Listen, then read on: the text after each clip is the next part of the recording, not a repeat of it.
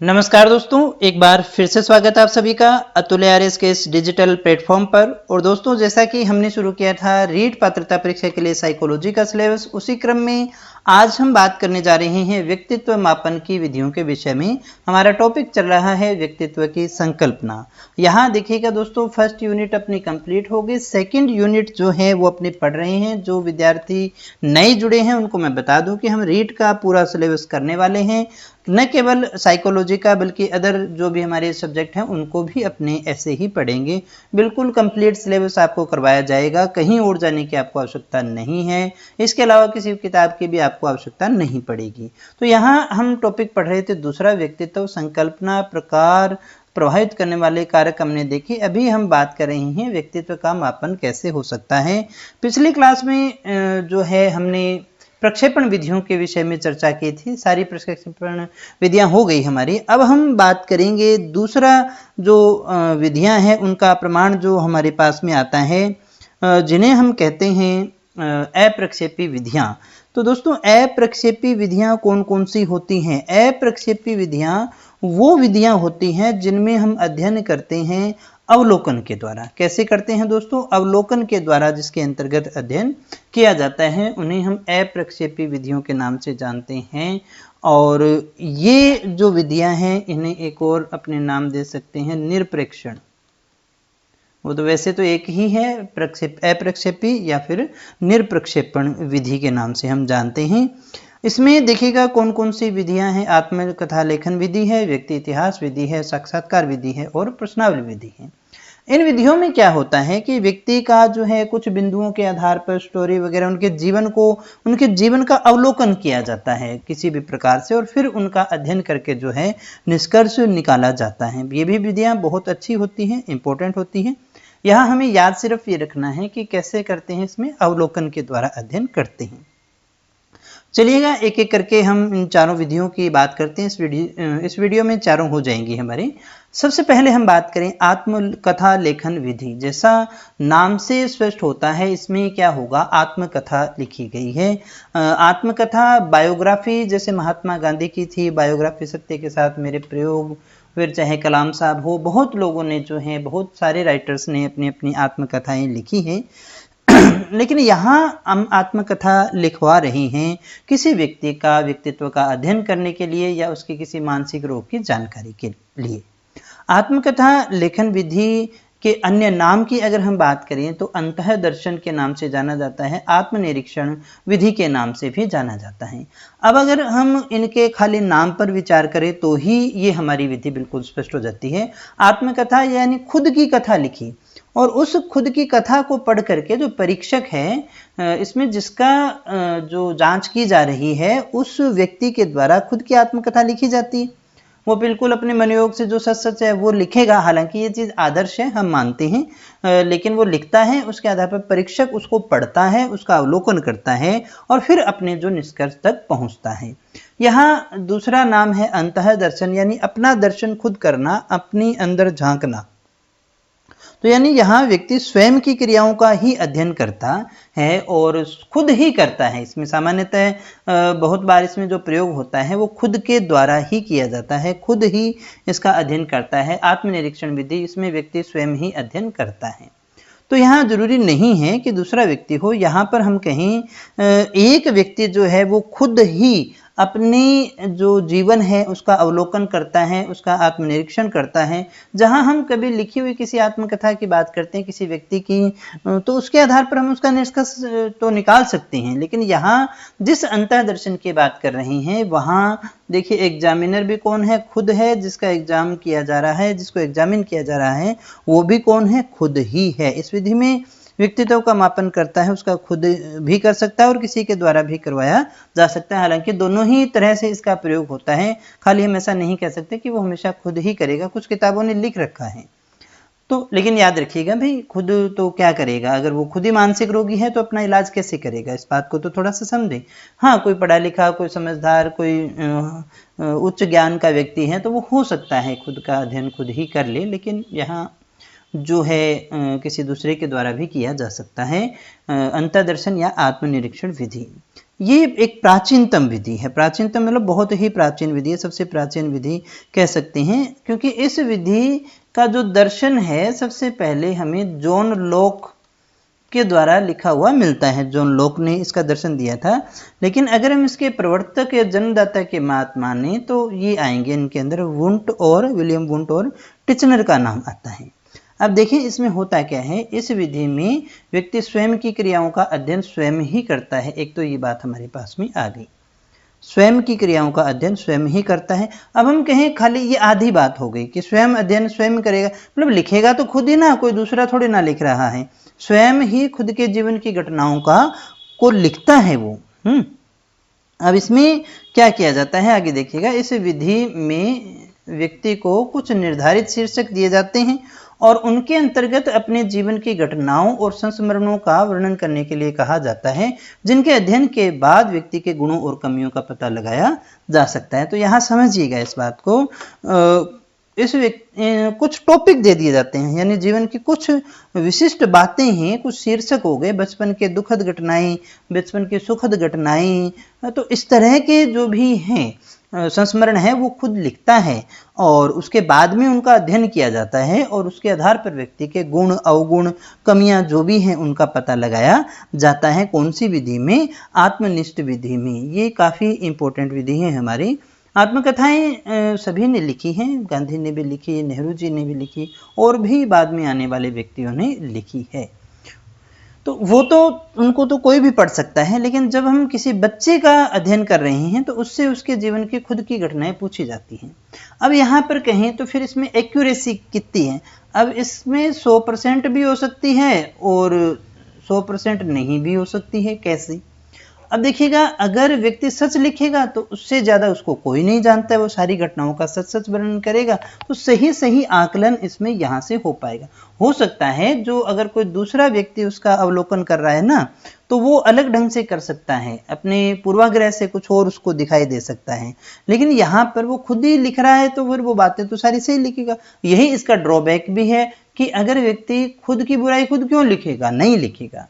तो यहाँ पर भी ये चीज़ हमें देखने को मिलती है कि कुछ कमियां हैं तो कुछ दोष भी है। और जब हम कहते हैं कि खुद का अध्ययन खुद ही करता है, अब देखिएगा एक व्यक्ति अपने ही दिमाग का अध्ययन कर रहा है, यानी खुद ही उसको दिमाग के दो पार्ट उसको करने पड़ेंगे, एक पार्ट अध्ययन करने वाला हो गया और एक पार्ट जो है वो अध्ययन कर रहा है, तो फिर यहाँ थोड़ी सी हमें दिक्कत होती है।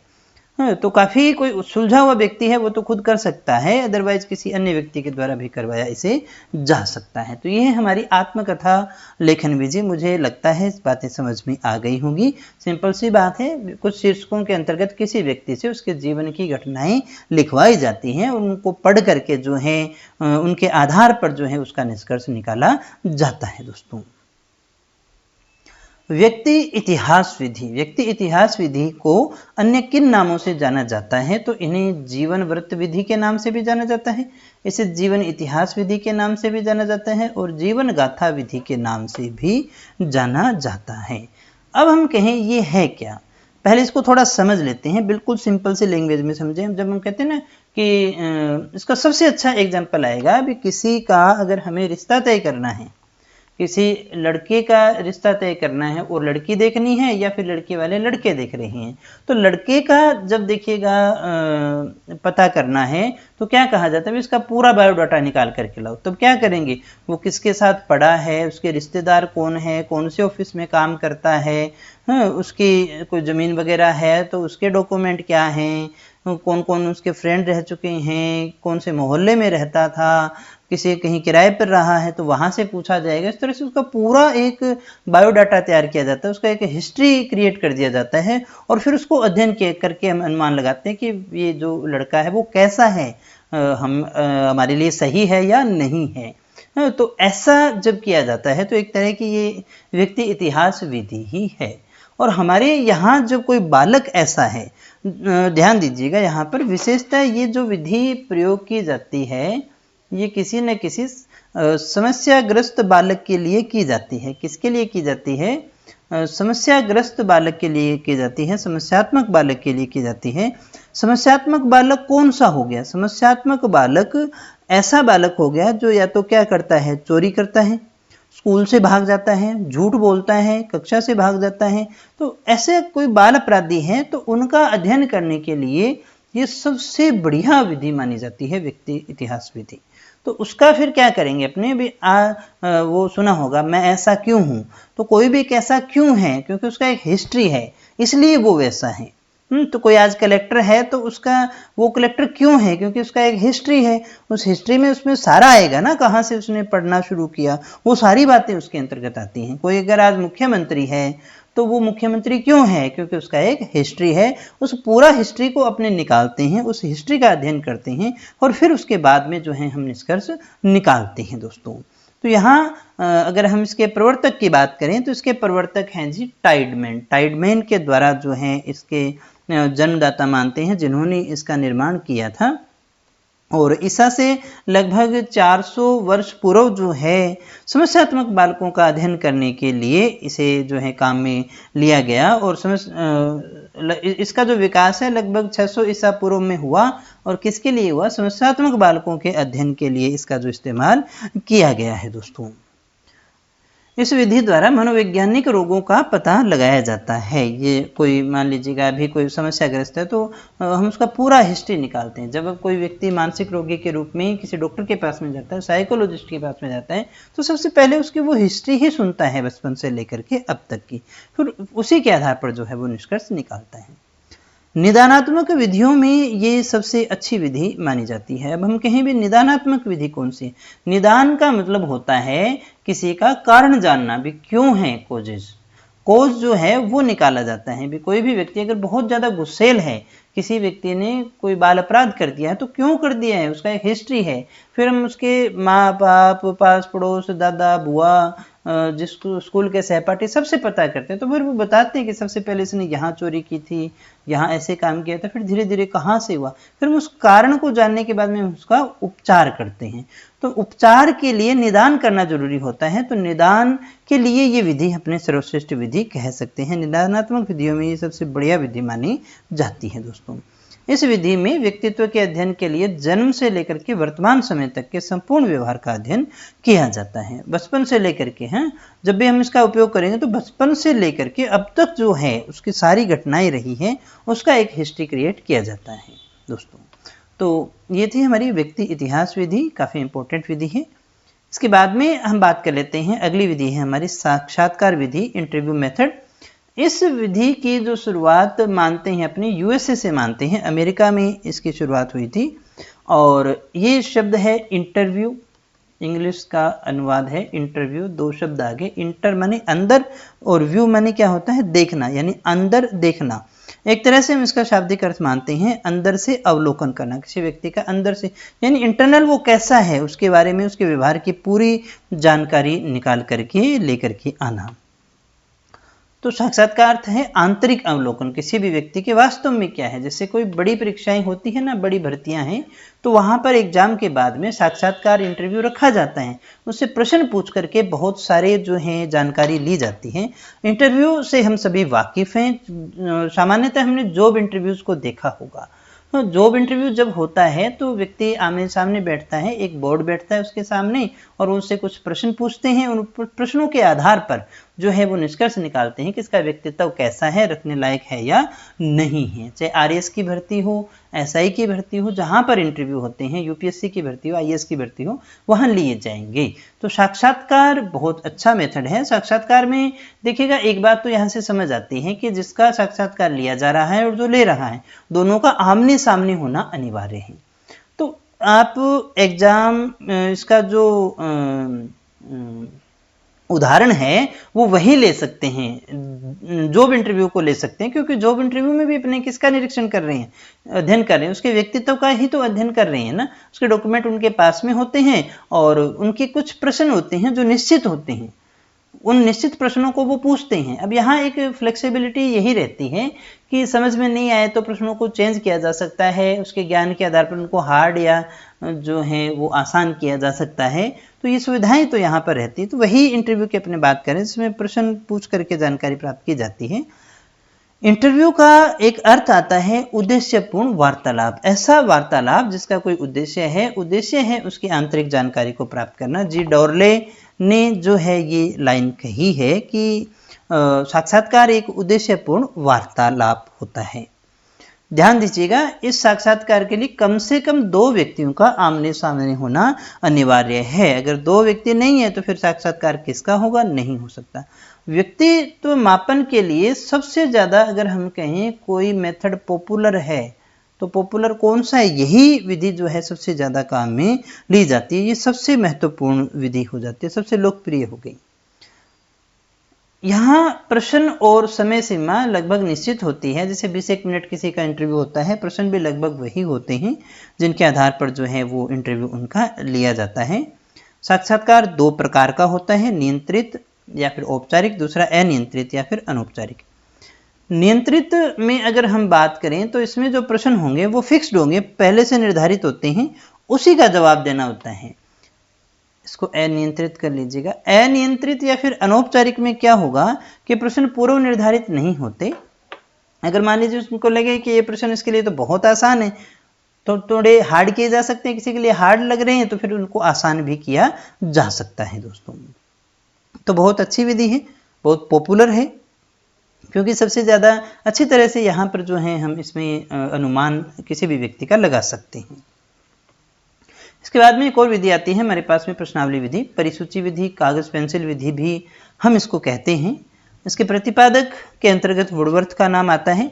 हालांकि इसके आदि जनक या पुराने जनक जो हैं वो हम सुकरात के रूप में भी देखते हैं, सुकरात को भी माना जाता है। और लेकिन अगर कभी आपसे प्रश्न में पूछे कि प्रश्नावली विधि के जनक कौन है तो निश्चित रूप से हमें वुडवर्थ का ही नाम लिखना है। एक प्रश्न तो आपका यहीं से बन जाता है। वैसे ये साक्षात्कार विधि का ही एक लिखित और औपचारिक रूप मानते हैं अपने। इसमें जो प्रश्न साक्षात्कार में पूछे जाते हैं किसी के व्यक्तित्व का निरीक्षण करने के लिए, यहाँ पर उनको प्रिंट फॉर्मेट में हल करने के लिए दे दिए जाते हैं। अब यहाँ सबसे बड़ी विशेष बात यह है कि एक समय में आप लाखों लोगों को जो है इंटरनेट के माध्यम से, गूगल शीट बना करके या किसी भी प्रकार से आप उनके व्यक्तित्व का परीक्षण कर सकते हैं।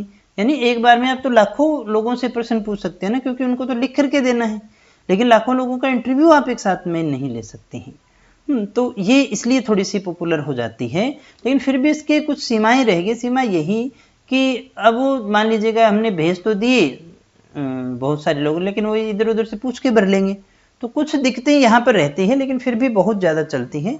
और इसमें जो है वो लिखित रूप में प्रश्न दे दिए जाते हैं किसी भी व्यक्ति को जिसका अध्ययन करना है, और फिर उनसे जो है उत्तर निकाले जाते हैं। आमने सामने होना अनिवार्य नहीं है। यहाँ एक 2 क्वेश्चन अच्छे बनते हैं। साक्षात्कार में आमने सामने होना अनिवार्य है, यहाँ नहीं होता है। इसमें लाखों लोगों का अध्ययन एक साथ किया जा सकता है। यहाँ पर इस तरह के क्वेश्चन आ जाते हैं, कई बार पूछे गए हैं कि प्रश्नावली विधि और साक्षात्कार विधि में से दोनों में से कौन सा कथन सत्य है या असत्य है। उसमें 3-4 स्टेटमेंट देकर के वो पूछ सकता है। जो प्रश्नों की सूची है उनके आधार पर प्रश्नावली 4 प्रकार की, बंद प्रश्नावली, खुली प्रश्नावली। पहले इसी को देखें। बंद प्रश्नावली कौन सी होगी? जिसमें उत्तर हमारे निश्चित हो गए। उत्तर कैसे निश्चित हो गए? या तो उसमें ए बी सी डी होंगे, यानी उनसे बाहर आप कोई उत्तर नहीं दे सकते। यस नो वाले होंगे, यस या नो ही लिखेंगे तो वो बंद हो गई, यानी उसके पास में ऑप्शन आपके निश्चित हैं। खुली प्रश्नावली में क्या होगा? खुली प्रश्नावली में जो प्रश्न उत्तर लिखने की जो उसको छूट दी जाएगी, उसमें खाली प्रश्न होगा और नीचे जो है वो खाली लाइन होगी, उसमें अपनी मर्जी से कुछ भी लिख सकता है। तो ये होगा। फिर सचित्र की तो सिंपल सी है। इसमें क्या होगा? उसमें प्रश्नावली में साथ साथ में चित्र दे दिए जाते हैं। मिश्रित प्रश्नावली तो बहुत आसान हो गई। मिश्रित में इन सभी ऊपर वाली तीनों का यूज किया जा सकता है। तो इस प्रकार से जो है प्रश्नावली विधि का निर्माण किया जाता है बंद और खुली के रूप में। साक्षात्कार विधि की तरह यहाँ फिक्स्ड क्वेश्चन हो सकते हैं, अनफिक्स भी हो सकते हैं, लेकिन यहाँ जो होगा प्रश्नावली में आमने सामने होना अनिवार्य नहीं है। वे हो सकते हैं तो कोई ऐसा नहीं, इस बात को ऐसा न समझें कि हम कि इसमें आमने सामने रहना ही नहीं है। ऐसा नहीं है, आमने सामने तो रह सकते हैं, लेकिन जरूरी नहीं है कि रहें। दूर दराज कोई व्यक्ति बैठा है तो उसको डाक के माध्यम से, ईमेल के माध्यम से प्रश्नावली पोस्ट की जा सकती है, वहां से वो आंसर दे सकता है और उनका अध्ययन करके उत्तर निकाला जा सकता है, उनकी जांच की जा सकती है। तो दोनों ही विधियां अच्छी हैं। अंतर के रूप में कोई ना कोई क्वेश्चन पूछा जा सकता है। तो दोस्तों आज के लिए इतना ही। 4 विधियां हमने देखी। नेक्स्ट क्लास में हम जो है बात करेंगे अगली विधि के अंतर्गत वस्तुनिष्ठ विधियों के बारे में जानेंगे, और बहुत ही अच्छी हैं, ये विधियां भी काफ़ी इंपॉर्टेंट हैं, आराम आराम से हम कर रहे हैं, सारा सिलेबस अपना बिल्कुल पूरा होगा।